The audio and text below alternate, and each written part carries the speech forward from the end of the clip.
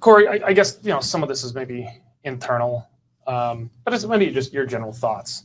Like we have said no to the bailouts from the beginning, but our own tax dollars that we pay are weaponized against us. We pay the federal government money, and then they take those dollars and they hand it to these multinational conglomerates that control 99% of the Canadian media, and they use it against us. And now they pass legislation to cut off virtually all our new readership.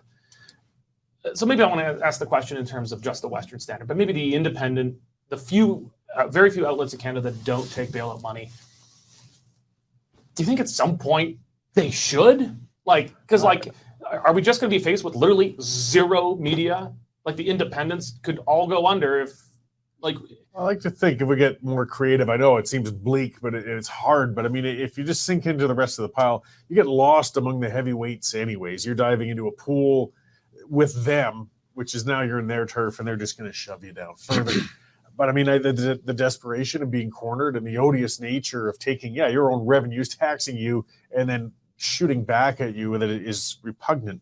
But I mean, it's so important that the independents just somehow manage to do so. But what if they're facing death? There's a financial reality to these. These are companies, and you have to pay people competitively against your competitors.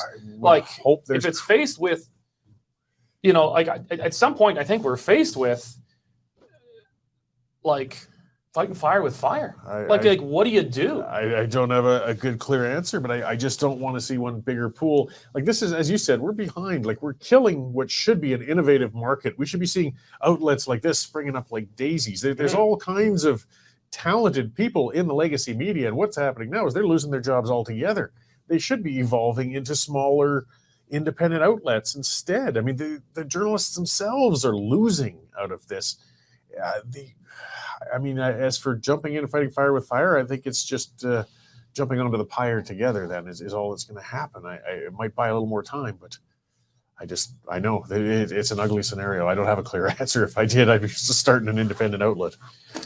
I don't know. It's just absolutely disgusting. It's not good enough that the government gets to control the media in the country. Now they need to go out of their way to just do everything they can to try and kill anyone who would challenge them. Yeah, I don't think that's what was the original intention, but boy, oh boy, they recognized what an interesting fringe benefit it would be if this legislation... Fringe benefit, I think that's the right term for it. It would also put some of their severest critics out of business.